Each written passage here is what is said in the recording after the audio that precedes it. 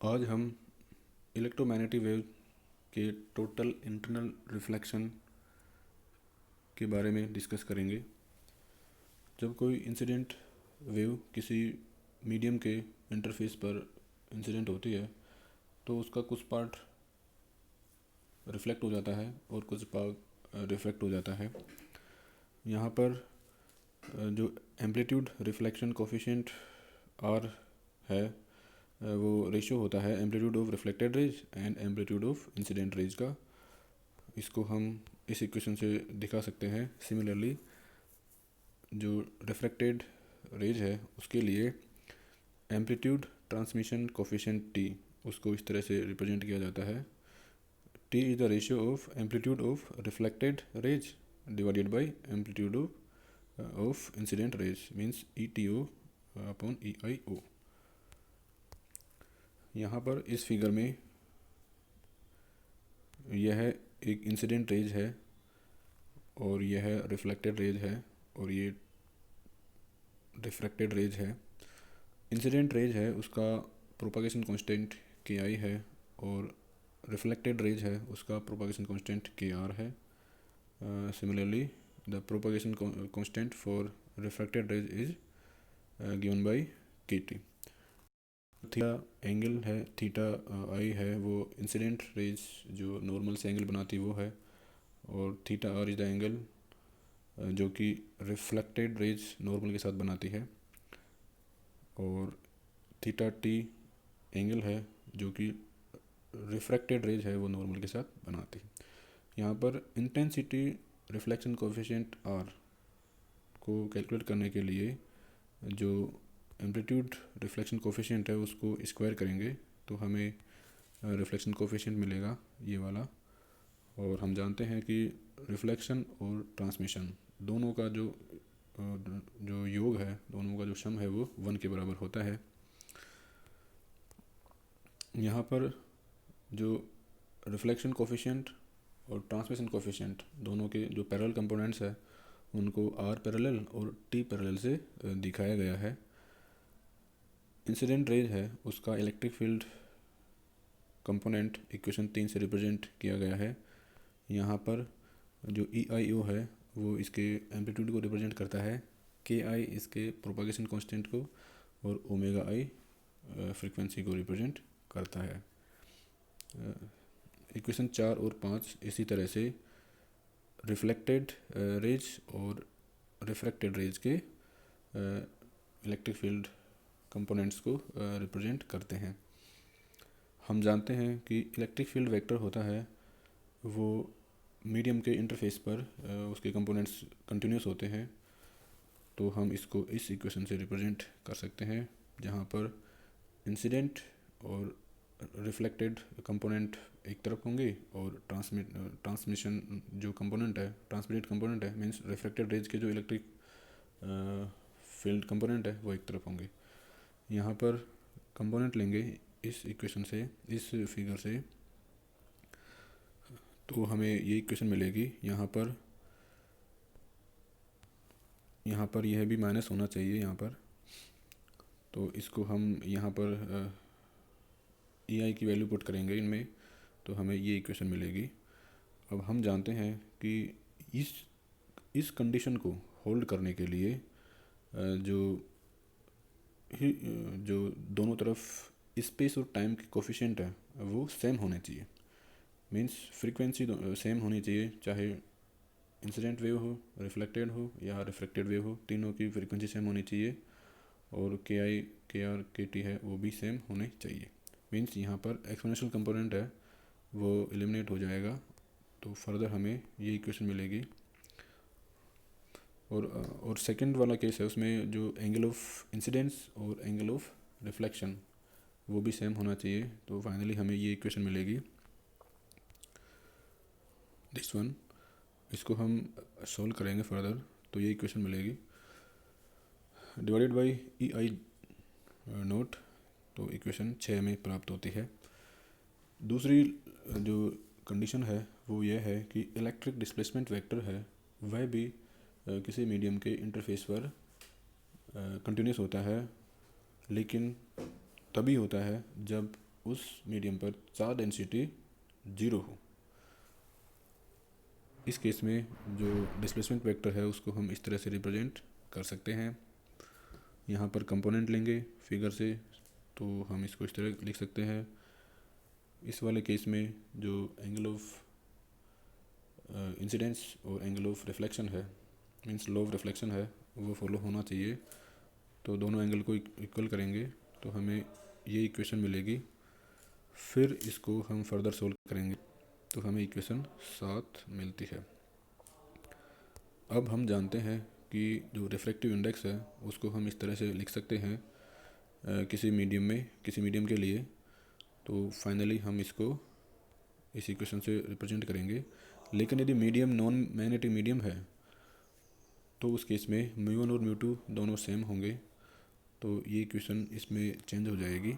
Means finally हम equation 8 प्राप्त करते हैं। इस इक्वेशन 8 को हम इक्वेशन जो 7 है उसमें पुट करेंगे तो हमें इक्वेशन 9 मिलेगी। Means 1 + r parallel equals to t parallel into n। Now we will divide equation 6 by equation 9, तो हमें ये इक्वेशन प्राप्त होती है। This one is the equation for parallel component of reflection amplitude reflection coefficient n cos theta i minus cos theta t upon n cos theta i plus cos theta t।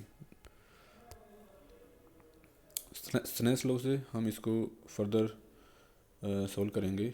n equals to sine theta i upon sine theta 2 यहाँ पर put करेंगे तो finally हमें equation 12 है वो मिल जाएगी। Transmission जो coefficient है उसके पैरेलल कंपोनेंट को प्राप्त करने के लिए हमें इक्वेशन 6 है और इक्वेशन 9 है उसको ऐड करना होगा। तो दोनों को ऐड करने पर हमें इक्वेशन 13 मिलती है। दिस वन, इसको फर्दर सोल्व करेंगे तो हमें ये इक्वेशन मिलती है 14। अब फर्स्ट कंडीशन है नॉर्मल इंसिडेंस। हम देखेंगे कि डिफरेंट कंडीशंस में जो पैरेलल कंपोनेंट और परपेंडिकुलर कंपोनेंट है, parallel component of reflection and parallel component of transmission, ये कितने होंगे। तो नॉर्मल इंसिडेंस वाले केस में जब ये कंडीशन तब होती है जब एंगल ऑफ इंसिडेंस है वो 0 के बराबर होता है। तो इस केस में जो थीटा टी है वह भी 0 होना चाहिए। इस कंडीशन को हम इक्वेशन 10 में पुट करेंगे तो हमें ये इक्वेशन मिलेगी r parallel equals to n-1 upon n+1। यदि दो मीडियम हो जिनके रिफ्रैक्टिव इंडेक्स n1 और n2 हो तो हम n को n2 अपॉन n1 से रिप्रेजेंट कर सकते हैं। तो उस केस में जो r पैरेलल है वो उसको हम इस तरह रिप्रेजेंट कर सकते हैं, दिस वन। अब यदि हम ऐसा मीडियम लें जैसे एयर और ग्लास का, तो यानी हम जानते हैं कि जो ग्लास है उसका रिफ्रैक्टिव इंडेक्स नियरली 1 होता है एयर का, और ग्लास का नियरली 1.5। तो जो n है उसकी वैल्यू 1.5 आ जाएगी। ऐसे मीडियम के लिए जो पैरेलल कंपोनेंट है रिफ्लेक्शन का उसको हम इससे रिप्रेजेंट करेंगे तो ये आएगा 0.2। और सिमिलरली जो ट्रांसमिशन कोफिशिएंट है टी पैरेलल उसके लिए 0.96। Second condition is no reflection, यानी इंसिडेंट वेव किसी इंटरफेस पर इंसिडेंट होती है तो कब रिफ्लेक्शन नहीं होना चाहिए बिल्कुल भी, वो कंडीशन होती है तब जब दोनों मीडियम सेम रिफ्रैक्टिव इंडेक्स के हों। उस वाले केस में n2 इक्वल्स टू n1 हो जाएगा, मीन्स n की वैल्यू 1 हो जाएगी, और जो एंगल ऑफ इंसिडेंस और थीटा टी है वो सेम हो जाएंगे।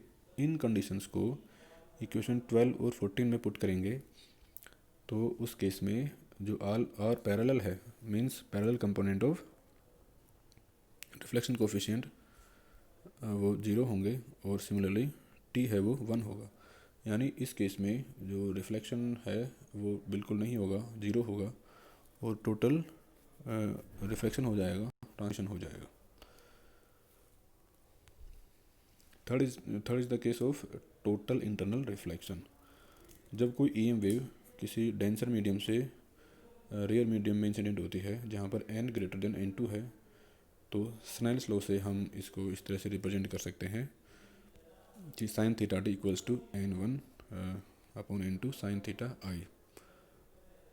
अब यदि थीटा आई को इंक्रीज किया जाए तो जो थीटा टी है वो बढ़ता है 0 से π/2 तक, लेकिन यदि जो थीटा टी एंगल है वो π/2 के इक्वल हो तो उस केस में जो एंगल ऑफ इंसिडेंस है वो क्रिटिकल एंगल कहलाता है। मीन्स इंसिडेंट ईएम वेव का वह एंगल क्रिटिकल एंगल कहलाता है जिस पर जो थीटा टी है, मीन्स जो रिफ्लेक्टेड रेज है वो सरफेस के पैरेलल प्रोपागेट होती है। उस केस में जो एंगल ऑफ इंसिडेंस है वो क्रिटिकल एंगल कहलाता है। यदि मीन्स ये वाली कंडीशन ये होती है थीटा इक्वल्स टू थीटा सी, और जब जो रिफ्लेक्टेड रेज है वो इस सरफेस के अलोंग प्रोपागेट होती है। यदि जो एंगल ऑफ इंसिडेंस है वो इससे भी ज़्यादा बढ़ाया जाए, मीन्स थीटा आई है वो ग्रेटर देन हो थीटा सी से, तो हम जानते हैं कि साइन थीटा की वैल्यू मैक्सिमम 1 हो सकती है। लेकिन ऐसे वाले केस में साइन थीटा टी का मान ग्रेटर देन 1 होना चाहिए। मीन्स इस केस में जो थीटा टी है वो इमेजनरी हो जाएगा। अब यदि हम इस वैल्यू को सॉल्व करना चाहे n1 upon n2 cos theta T को, तो इसको हम साइन थीटा में चेंज करेंगे और फर्दर इसको रीअरेंज करेंगे। तो यहाँ पर इसको इस तरह लिखना होगा sine square theta n1 square upon n2 square sine square theta i -1, इसको आई टो गामा, और यहाँ पर गामा को हम इससे रिप्रेजेंट करेंगे और आई टो इक्वल्स टू √-1। तो फाइनली जो एम्पलीट्यूड रिफ्लेक्शन कोफिशिएंट है वो ये होता है। इसको हम इक्वेशन 19 को यूज़ करके हम इस तरह प्राप्त करते हैं फाइनली दिस वन। इसको फर्दर सोल्व करेंगे तो हम इस तरह इसको लिख सकते हैं, यानी ये कॉम्प्लेक्स क्वांटिटी हो गई। तो उसके लिए हमें इस तरह इसका एम्पलीट्यूड लिखना होगा √x² + y² के फॉर्म में, और इस तरह इक्वेशन 20 है वो इसका सॉल्यूशन होगा। इसके लिए जैसे ये पैरेलल कंपोनेंट है, इसको यदि हम इसकी इंटेंसिटी निकालना चाहें तो उस केस में जो रिफ्लेक्शन कोफिशिएंट है वो 1 हो जाएगा, और जो फेज डिफरेंस है वो हो जाएगा theta phi equals to tan inverse gamma upon cos theta I. यहाँ पर जो फाई है वो होगा gamma upon tan inverse gamma upon cos theta I. From this equation, it is clear that amplitude of reflected rays is equal to the amplitude of incident rays. Means reflected rays और incident rays दोनों का amplitude same होगा, लेकिन incident rays है वो total reflect हो जाएगी, उसका ट्रांसमिशन नहीं होगा क्योंकि यहाँ पर नहीं है, 0 है। लेकिन इस रिफ्लेक्टेड रेज का जो फेज है वो इस एंगल से चेंज हो जाएगा। Thank you.